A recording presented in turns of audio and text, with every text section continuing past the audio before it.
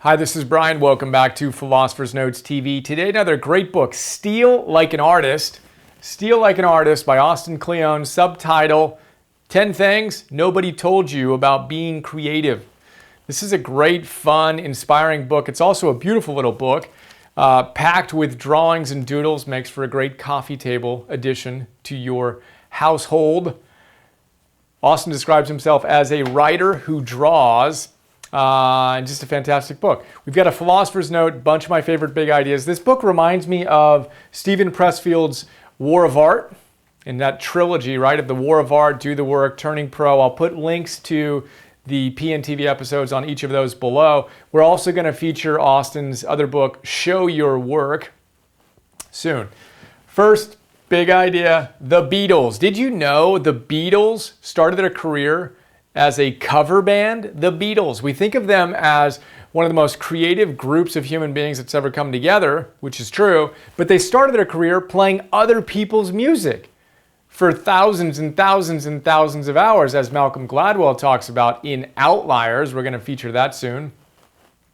But the basic idea here is when we think about stealing like an artist, first of all, let's be clear, stealing like an artist does not mean stealing people's work as a plagiarist and not giving them credit for their work. It means borrowing and stealing and integrating every aspect of the art that you admire, the books that you love to read, and just your life's experiences into your own work. Right? We're stealing all these little gems and integrating them into our lives. And one of the ways we do that is by copying the greats. So the Beatles copied all these other bands as they developed their own style, but no one is born with their own style. You create it as you, as Austin says, model your heroes. Who are the people you admire, who you aspire to be more like? Well, copy them. That's what Kobe Bryant did. He watched all of his favorite athletes, basketball players, of course, and he tried to integrate their signature moves into his game. He copied them. Hunter S. Thompson. I shared this story as Twyla Tharp shared it in The Creative Habit. Hunter S. Thompson got out his typewriter and he literally typed The Great Gatsby and Farewell to Arms, Hemingway's Farewell to Arms. He typed them out word by word on his typewriter from word number 1, page 1, to the end of the book, just so he can have the experience of writing a masterpiece. He wanted to know what it felt like to type that well. It's amazingly powerful stuff. It's what I'm doing. I'm putting another 10,000 hours in over the next 5 years, reading some of my favorite and some of the best teachers and writers and authors out there so that I can integrate them into my work. It's a very deliberate practice. Who do you admire? How do you start copying their work into your own, giving them credit, thanking them for the inspiration, and then taking it to the next level in your own work? That's the first big idea. Second big idea is to be boring. If you want to be creative, you need to be boring. Austin says, look, the out-of-control, drug-addicted artist, that's been played out. If you want to have creativity, that takes a ton of energy, and you can't be dissipating it in a life that's out of control. You need to create routines in your life. You need to create a boring life such that you can create an inspired, creative domain and world for yourself. Use up all that energy that you used to dissipate, put it into a focused set of routines. In the note, we talk more about Scott Adams, creator of Dilbert. He's got such great wisdom on the fact that he doesn't think about what he's going to do at 6:20 a.m. on a Saturday morning. He knows what he's going to do. And he jokes that there are people who spend like 2 hours planning how they're going to do an hour task. And he says, look, I don't waste my energy on that, my time or my willpower trying to figure things out. I reduce my choices by having a routine and I live a boring life. Another cool idea, Austin had a 9-to-5 job. He was a full-time web designer while he was getting his writing career off the ground. But he created a boring life such that he can pour his energy into his creativity. And he did so by having routines. It's a huge idea, which brings us to the third big idea. If we want to create a body of work that we're inspired by and that inspires others, we need to realize we do that drop by drop by drop. So the Buddha told us that a water pot is filled drop by drop. The same way that someone becomes good or they become bad, it's moment to moment to moment. It's drop by drop by drop. Well, that's how you create a body of work you're going to be proud of. You show up consistently, day in and day out. You're boring. You know that inspiration is going to strike at 9 a.m. sharp, as Somerset Maugham said, right? He only writes when inspiration strikes, Somerset Maugham said. Only when inspiration strikes will he write. Thankfully, he says, it strikes at 9 a.m. sharp every morning. He's boring. He shows up and he does the work. And in the process, you create a huge body of work if you simply show up. Austin says, look, if you write a page a day, that doesn't sound like a lot, but if you do that over 365 days, you have a novel. That's amazing. So let's discipline ourselves to add a drop and another drop and another drop and another drop. Any individual act that you take may not seem significant, but when you aggregate that, it becomes significant. And you got to remember that inertia kills creativity and kills habit forming.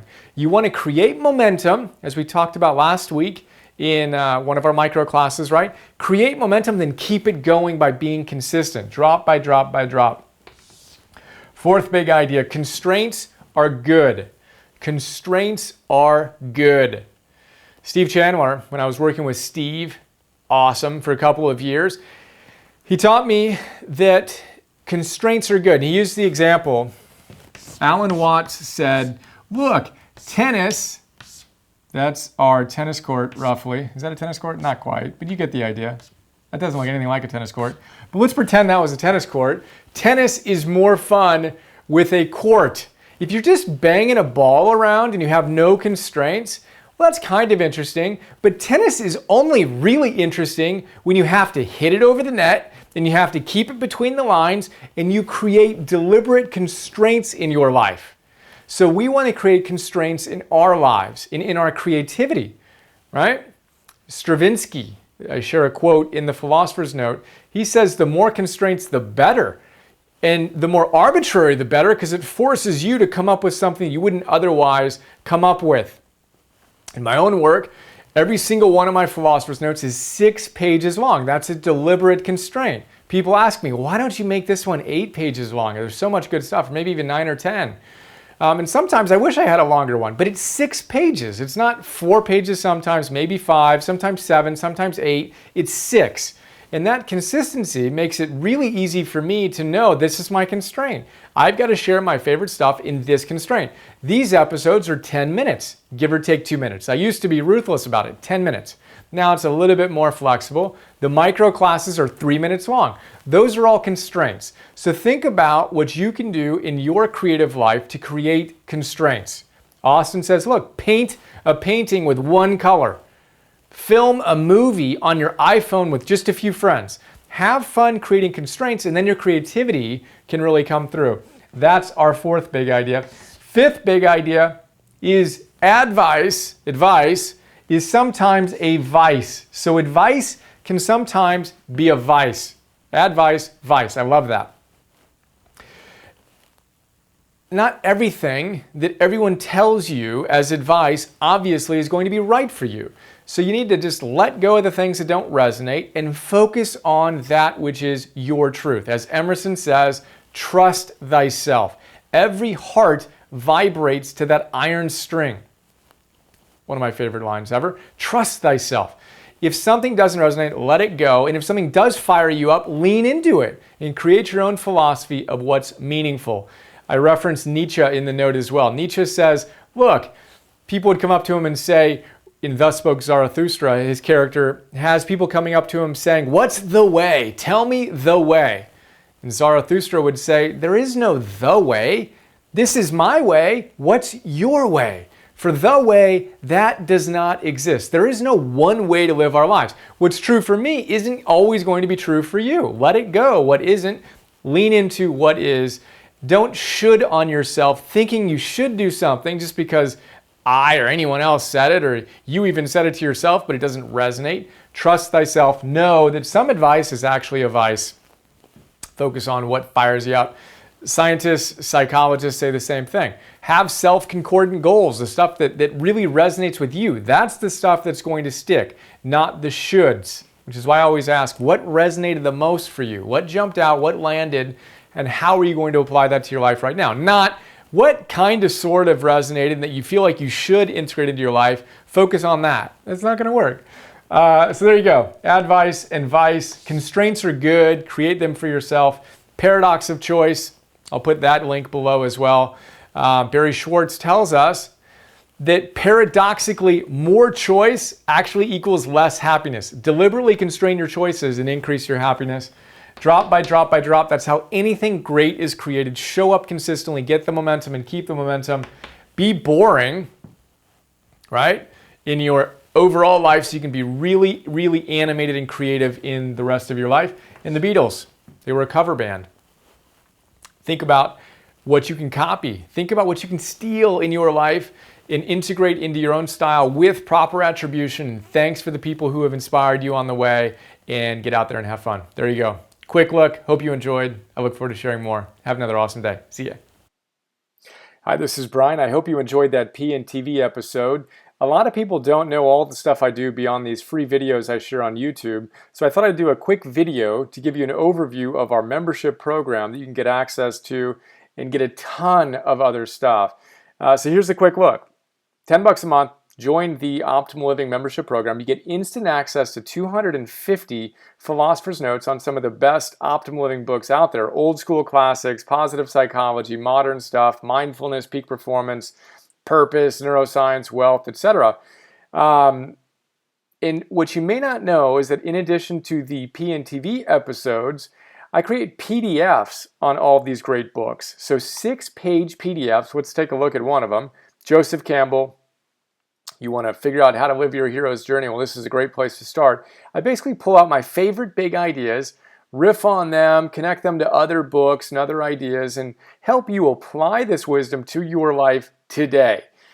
That's what the PDF looks like. Again, we have 250 of these on all these different great books. And then I record those PDFs as an MP3. So you can listen to that MP3 while you're on a walk or working out or doing some errands or whatever. That is Philosopher's Notes.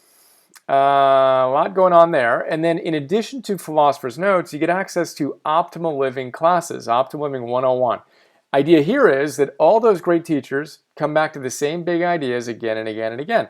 I distill those ideas into classes.